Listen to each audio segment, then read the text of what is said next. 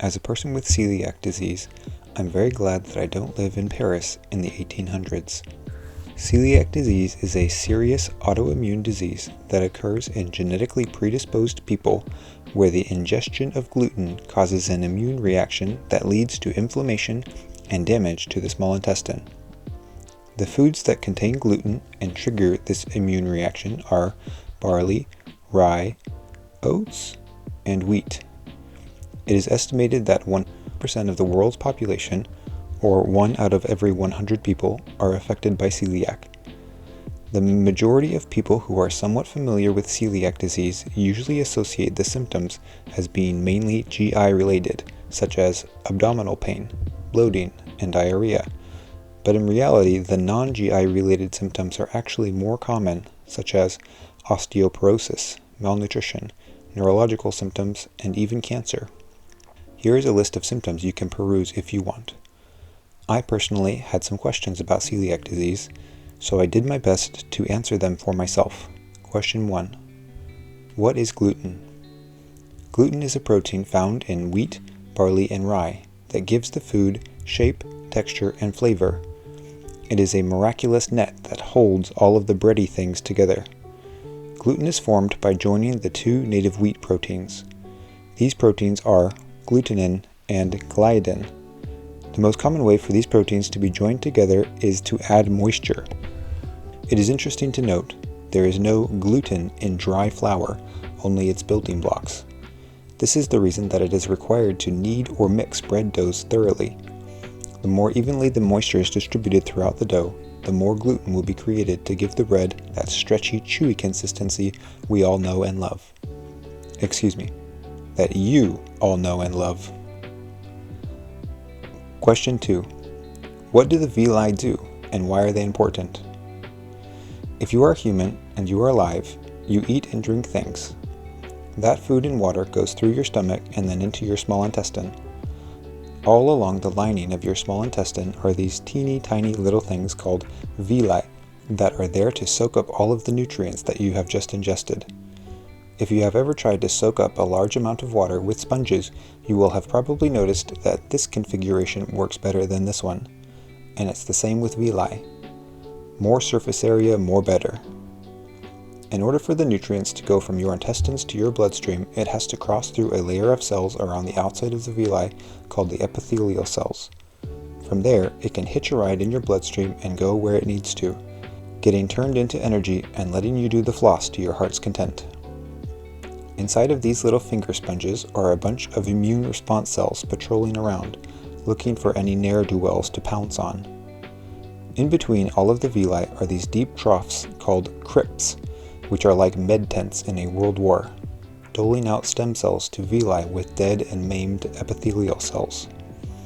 In a healthy person, the villi are tall and gangly, and the crypts are shallow and brimming with little medbots. But in a person with celiac, the villi have become short, flat, and overrun with trigger-happy immune cells in something called venous atrophy, and the crypts have become deep and low on medbots to dole out. Crypt hyperplasia sets in. Question 3. Why is gluten intolerable for people with celiac? This person has celiac. In goes a piece of delicious pizza. Down it goes through the esophagus into the stomach. The stomach breaks everything down into its individual amino acid strands and then passes it along to the small intestine. Except for the gluten, because it's a tough little bugger. The gluten is only broken back down into its main ingredient parts. The main thing that isn't broken down is the gliadin protein. This is a problem for this person with celiac. All of those amino acid strands are bumping around in the small intestine, rubbing shoulders with all the villi. The gliadin strands are too big to get absorbed through the epithelial cells, though. In an ordinary person, they either get passed on down the way to be somebody else's problem, or they get tagged for elimination by these little guys called secretory IgA. They are great because they help to protect cells from pathogens and toxins. This person is not so lucky. For some reason, the receptor in the villi's epithelial cell that usually catches good stuff, like iron, latches on to this IgA guy with the gliadin offender in tow and pulls him through to the other side. That gliadin strand is not supposed to be there, and because it is, the body starts spawning red-headed stepchildren. Once the unmodified gliadin has crossed the cell wall, there is something called tissue transglutaminase, or TTG for short, that is released, and it is only released because the tissue has been damaged. The TTG cell then converts the gliadin to glutamate, which is even worse. This is where the immune system comes into play. The cells are patrolled by dendritic cells, also called macrophages, which alert the immune system if they find anything harmful. They do this by grabbing the harmful thing and displaying it on one of their super cool display arms. Usually, these arms are used to display bacteria that the dendritic cells have found. The helper T cells then come in and check if the sample can bind or not. If a person eats gluten while they have a viral infection, the immune system thinks that the gluten peptide is from the virus and attacks accordingly. T cells are designed so that they can't bind with any of the normal peptides found within the body. So if they have found something that they can bind with, that means that it is not supposed to be there, and the T cells activate. In a normal situation, where the food nutrients are being absorbed by the villi, the T cells don't react because the dendritic cells release a molecule that tells the T cells to calm down. When they activate, they proliferate, clone themselves a bunch of times, and start the immune response. The T cells release inflammatory cytokines, which stress and damage the cells in the wall. They also release molecules that activate the immune response cells, which also clone themselves a bunch of times, and then start killing off the damaged cells.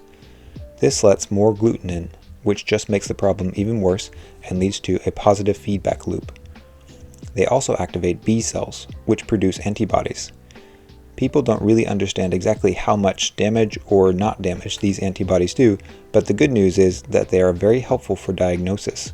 The numbers of these autoantibodies will rise and fall based on the levels of gluten in the system, and they may disappear if the presence of gluten is absent for long enough.